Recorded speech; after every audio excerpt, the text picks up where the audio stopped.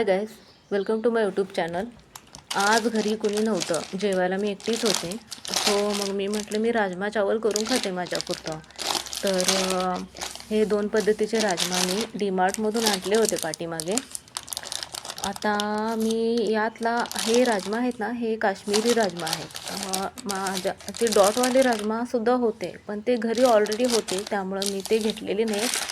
आणि जे आहे ते मोठे राजमा आहेत. ते छोटे होते आणि हे मोठे राजमा आहेत. काश्मीरी राजमा, काश्मीरी म्हणून लिहिलेलं आहे याच्यावरती. हे थोडेसे साईजनं मोठे आहेत, कलर सेमच आहे. मग हे छोटेवाले राजमा आहेत ना, हे मी आता रात्री भिजत घातलेले आहेत. 8 तास भिजवावे लागतात, पण मी ओव्हरनाईट भिजू घातलं, कारण मला माहिती आहे भिजायला वेळ लागतो आणि शिजायलाही वेळ लागतो. मग मी ओव्हरनाईट भिजवून ठेवलेले आहेत. मला राजमा प्रचंड आवडतात, प्रचंड. मग हे रात्रभर भिजवलेले राजमा आहेत. राजमा चावल मला प्रचंड आवडतात, खूप आवडतात, खूप. आणि मी सिंपल पद्धतीनं बनवते, जास्त मी मसाले वगैरे वापरत नाही. हे रात्रभर भिजलेले आहेत. भिजल्यामुळं जे एकदम कलर डार्क होता तो थोडासा फेंट झालेला आहे आणि पाणीसुद्धा रेडीच झालेलं आहे, होतं जनरली. मग आता हे आता मी कुकरला लावणार. यामध्ये मी हे असंच भांडं ठेवून यामध्ये मी तमालपत्र, त्यानंतर वेलदोडा आणि त्यानंतर लवंग, दालचिनी असं थोडेसे स्पायसेस घातले.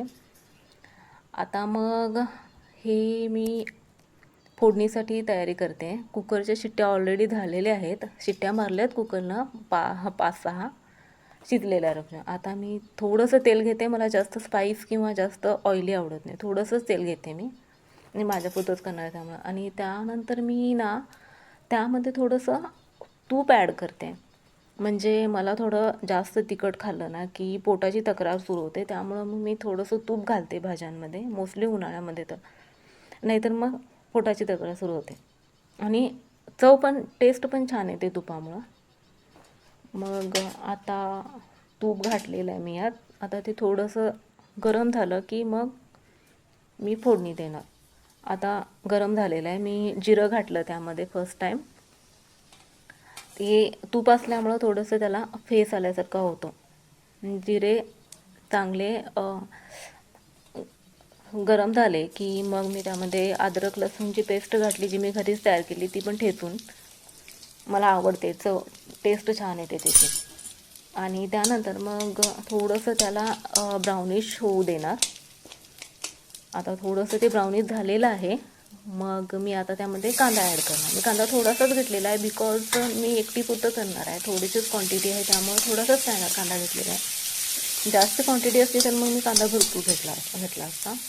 आता हा गॅस थोडासा मोठा करून हा कांदासुद्धा मला ब्राउनिश होईपर्यंत भाजायचा आहे. कारण कसं राजमामध्ये ना ब्राउनिश कांद्याची टेस्ट, जास्त वेळ भाजल्यामुळे ना कांद्याची टेस्ट पूर्णतः उतरते आणि पूर्णतः ब्राउनिश केलेला ना, जनरल भाज्यांमध्ये आपण इतका नाही भाजत, पण राजमामध्ये ना जास्त ब्राउनिश केलेला कांदा टेस्टी लागतो. मी याला हलवत भाजत आहे.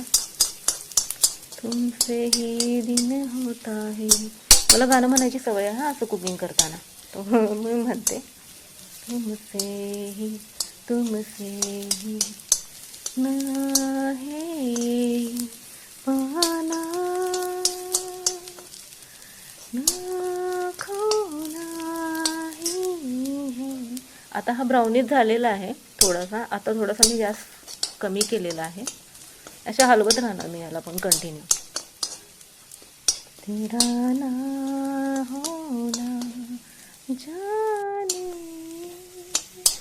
आता हा पूर्णतः भाजलेला आहे, ब्राउनिश झालेला आहे. मग मी यामध्ये टोमॅटोची प्युरी घालणार सगळी. मी फ्रेश टोमॅटोची प्युरी केलेली आहे, ही घातली. आता तीसुद्धा मी चांगली तेलामध्ये भाजून घेणार. तेल सुटेपर्यंत त्याला भाजून घेणं हे चांगलं असतं, टेस्ट येते चांगली. चांगलं मी भाजून घेणार याला, गाणं म्हणत तुमसे ही दिन होता है सुरमई शाम आती है तुमसे. मी मसाले जास्त वापरत नाही, मी मसाले वापरतच नाही, कारण मसाल्यामुळं मला जळजळतं, त्यामुळं मी मसाले वापरत नाही. मी फक्त कॉमन असं आपलं घरचं तिखट आणि हळद वगैरे वापरते. अदरवाईज मीठ वगैरे, अदरवाईज मी जास्त मसाले मला सहन होत नाही म्हणून मी बाहेरचं जेवण जेवतच नाही. त्यामुळं मी घरच्या घरीच रेसिपी तयार करत असते आणि जे काय मला आवडते ते मी घरीच बनवून खाते. That's better for me. आणि खरं तर कुकिंग येणं हे आपल्याला खरंच चांगली गोष्ट आहे. कुकिंग ही आलीच पाहिजे आपल्याला. मग तो मुलगा असू दे मुलगी असते, कुकिंग थोडी तरी आलीच पाहिजे. आणि मला आवडतं फार कुकिंग करणं. मी मास्टर शेफसुद्धा खूप पाहते, खूप. तर हे असं थोडं थोडं तेल सुटत आहे ना, थोडंसं सुटलेलं आहे. मी हिंगसुद्धा घातलं होतं मगाशी, कुकरला लावले तेव्हा. हे त्या आता सुटलेलं आहे तेल याला. तर तेल सुटल्यानंतर मग आता थोडंसं आणखीन थोडं हलवणार मी याला. आता छानपैकी तेल सुटलेलं आहे याला. थोडासा कलर पण चेंज झालेला आहे. तर आता मग मी यामध्ये मी हळद घालणार आणि त्यानंतर थोडंसं तिखट घालणार आहे. That's it. रणबीर ब्रारची रेसिपी पाहून करायची शक्यतो, पण त्याचे जास्त स्पायसेस असतात, मला सहन होत नाही. त्यामुळं मी सिम्पलमध्ये करते. मी फक्त हळद आणि तिखट घातलेलं आहे. मग थोडंसं हलवलं आहे. आता फास्ट हलवावं लागणार, नाहीतर हे कसं तिखट वगैरे करपण्याची शक्यता असते. फास्ट थोडंसं हलवणार मी याला. करपलं तर मग त्याची टेस्ट पण जाते आणि त्याचा कलर पण जातो. मग फास्ट हलवलं थोडंसं. छानपैकी वास पण येत आहे तुपाचा वापर केल्यामुळं. आणि स्पायसेससुद्धा मी कुकरला लावण्याआधीच घातले होते, त्यामुळं स्पायसेसचासुद्धा छान वास येत आहे. आता तेल सुटलेलं आहे त्याला. मग मी आता हा राजमा ह्यामध्ये घालणार, त्याच पाण्यासहित घालणार, कारण ते हेल्थसाठी चांगलं असतं. राजमाचे बेनिफिट्स बरेच असतात. याला चांगलं हलवणार. छान. वाव, मला राजमा खूप खूप आवडतो. आता असा सुगंध येत आहे ना की मला कधी एकदा हे तयार होतं आणि कधी एकदा खाईन झालेलं आहे. पण थोडे इन्ग्रेडियंट्स नाही आहेत माझ्याकडे. मीन्स आता कोथिंबीर नाही आहे माझ्याकडे अवेलेबल. आणि अशी हिरवी मिरचीसुद्धा घालतात त्यामध्ये, रणबीर ब्रार असू देत, कुणाल कपूर असू देत, बट माझ्याकडे नाही आहे. त्यामुळं मग मी थोडंसं पाणी ॲड केलं त्यामध्ये.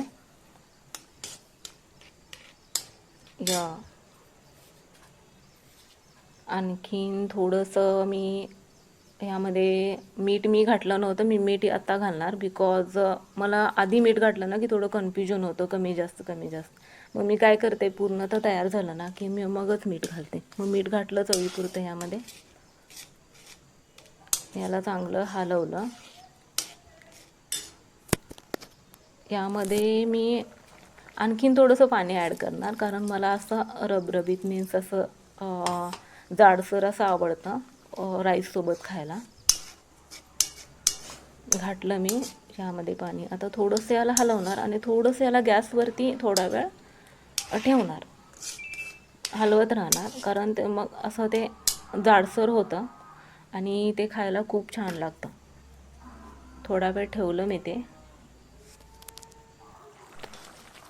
मग आता मग थोड्या वेळानं बघितलं, पाणी थोडंसं कमी झालेलं आणि छान असं जाडसर झालेलं आहे. ते शिजलेलं आहे पूर्णपणे. राजमाही चांगला शिजला होता कुकरमध्ये. त्यामुळं आता ही झाली माझी राजमाची रेसिपी तयार. राईस मी आधीच लावून ठेवला होता कुकरला, त्यामुळं राजमा चावल माझं तयार आहे.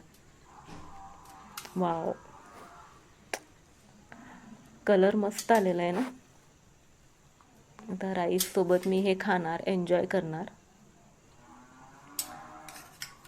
Brownish, wow, red colour. Rajma chawal is my favorite food for lunch. Let's enjoy.